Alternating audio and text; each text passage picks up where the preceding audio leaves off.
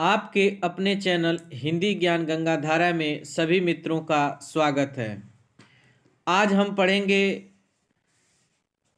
संस्मरण जो assistant professor UP में लगा है और यूजीसी नेट के भी सिलेबस में है। उससे पहले आपसे निवेदन है कि चैनल को सब्सक्राइब, लाइक व शेयर करना ना भूलें, क्योंकि यहाँ पर आपको जो भी तथ्य मिलेंगे वह निःशुल्क मिलेंगे। सुधिया उस चंदन के वन की। संस्मरण क्या है? सुधिया उस चंदन के वन की। कौन सी विधा है? संस्मरण है। यूपी टीजीटी पीजीटी वाले भी देख सकते हैं इसको। सुधिया उस चंदन के वन की विधा क्या है? संस्मरण। यह संस्मरण विष्णुकांत शास्त्री द्वारा सन 1992 ईस्वी में लिखा गया था। कब लिखा गया था? 1992 ईस्वी में। कब लिखा गया? 1992 ईस्वी में।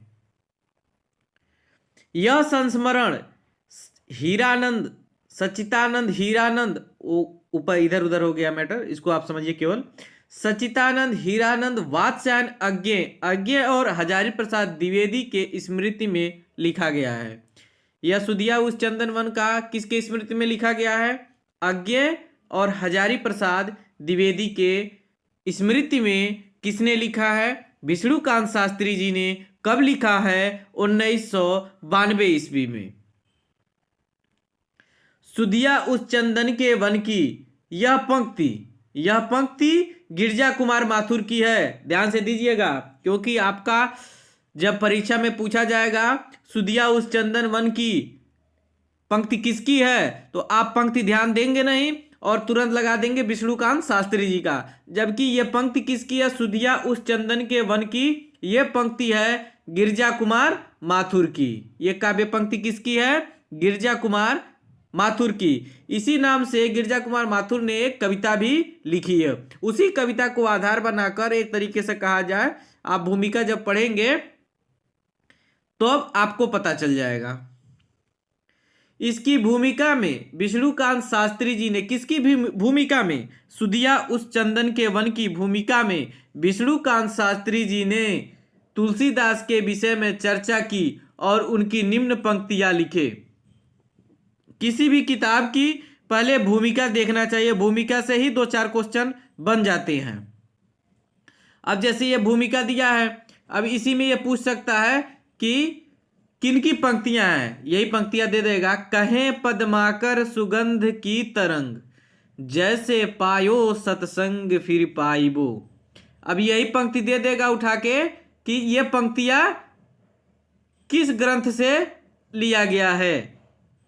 अब वो आप वहां पर विष्णुकांत शास्त्री जी के द्वारा लिखित संस्मरण सुधिया उस चंदन के वन की लिखेंगे। या पूछ देगा कि ये पंक्तियां सुधिया उस चंदन के वन की में जो संस्मरण है, यह पंक्तियां किसने कही है, तो ये पंक्तियां तुलसीदास जी की हैं।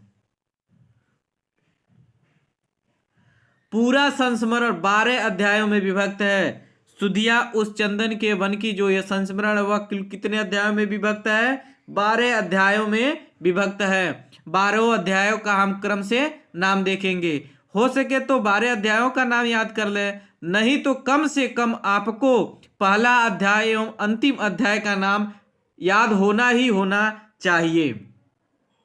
पहला अध्याय क्या है? श्रद्धा और विवेक की ज्योति वाही अखंडानंद सरस्वती। पहला क्या है? श्रद्धा और विवेक की ज्योति वाही अखंडानंद सरस्वती। खंड खंड फिर भी अखंड स्वामी अखंडानंद सरस्वती दूसरा है।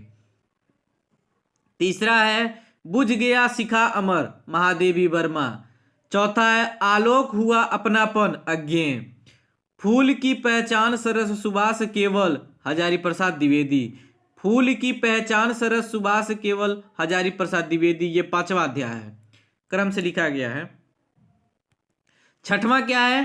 पास रहते हुए भी दूर मेरे पिता पंडित गांधी नरोत्तम शास्त्री। 7वां क्या है? वाग्वी विविधता की साकार मूर्ति देवेंद्र नाथ शर्मा। 8वां देखिए, रणनीति की वरीयता नामवर सिंह। 9 क्या है, भारतीय साहित्य के प्रज्ञा पुरुष उमाशंकर जोशी। 10 क्या है, विधायक की यात्रा, विधायक की यात्रा। 11 क्या है, भागवत भूमि उत्तर यात्रा, भागवत भूमि उत्तर यात्रा। 12वां और अंतिम क्या है, पीढ़ियों से बिछड़े हुए भाइयों के बीच चंद्रोज। याद कर लीजिए, अंतिम हुआ, पहला याद ही हो गया होगा, अंतिम क्या है, पीढ़ियों से बिछड़े हुए भाइयों के बीच चंद्रोज, ये अंतिम है। अब 12 अध्यायों से हमने महत्वपूर्ण कथन को निकाला हुआ है। इन कथनों को आप देखिए।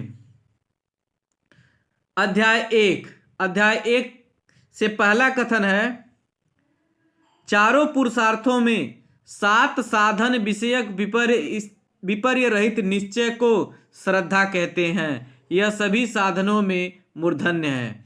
जब आप नहीं पढ़े रहेंगे इस चीज को तो आप तुरंत श्रद्धा एवं भक्ति निबंध लगा देंगे शुक्ल जी का जो है, लेकिन यहाँ पर आपको ध्यान देना है। अध्याय 1 में यह कथन है, चारों पुरुषार्थों में 7 साधन विषयक विपर्य रहित निश्चय को ही श्रद्धा कहते हैं। यह सभी साधनों में मूर्धन्य है। अध्याय 1 से ही अगला है, जाति कोई हो उसमें आत्मा एक है, चाहे मजहब कोई हो उसमें आत्मा एक है, चाहे प्रांत कोई हो उसमें भारत एक है। बहुत ही महत्वपूर्ण है, यह अध्याय 1 की है पंक्तियां। अब अध्याय 2 में देखिए, मृत्यु का आघात किसी भौतिक सत्ता को खंड खंड कर सकता है, किंतु क्या हुआ, चिन्मयी सत्ता को स्पर्श भी कर सकता है। ये पंक्तियां किसकी हैं, अध्याय 2 की। अध्याय 2 में ही ये पंक्ति है, देखिए, मरण को भी चुनौती देता स्मरण। बहुत बड़ी चीज है, देखिए पंक्ति समझिए, बहुत ही इंपॉर्टेंट पंक्ति है। मरण को भी चुनौती देता है स्मरण, उसकी कुछ शक्ति ध्वनित होती है। और घनानंद की पंक्ति, अब यहाँ पर पूछेगा घनानंद की ये पंक्तियां सुधिया उस चंदन के वन की किस अध्याय में आया है, तो आप ये देखिएगा, द्वितीय अध्याय, दूसरे अध्याय में घनानंद की ये पंक्तियां। दीठ दीठ आगे डोला, जो न बोला कहाँ बस लागे, मोहि तो वियोग हूं, मैं तो दिसत के समीप हूं। एक बार और देख लीजिए, दीठ दीठ आगे डोला, जो न बोला कहाँ बस लागे, मोहि तो वियोग हूं, मैं दिसत के समीप हूं। ये घनानंद की पंक्तियां हैं दूसरे अध्याय में।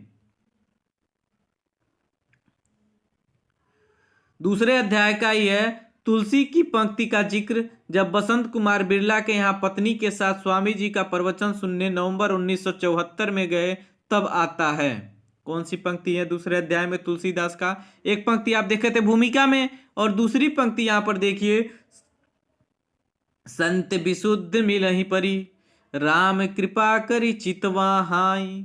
संत विशुद्ध मिलहि परी, राम कृपा करी चितवा हाई। ये पंक्तियां किसकी है, तुलसीदास की हैं। किसकी है, तुलसीदास की। अब अध्याय 3 की बात कर लेते हैं।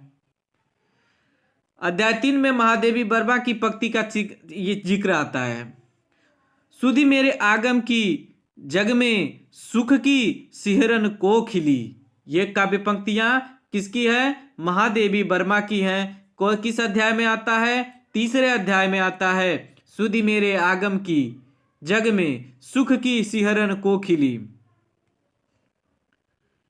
अध्याय 3 में ही बंगाल के अकाल के समय महादेवी वर्मा ने एक काव्य संकलन लिखा, बंग भूरात बंदन ले, प्रकाशित किया।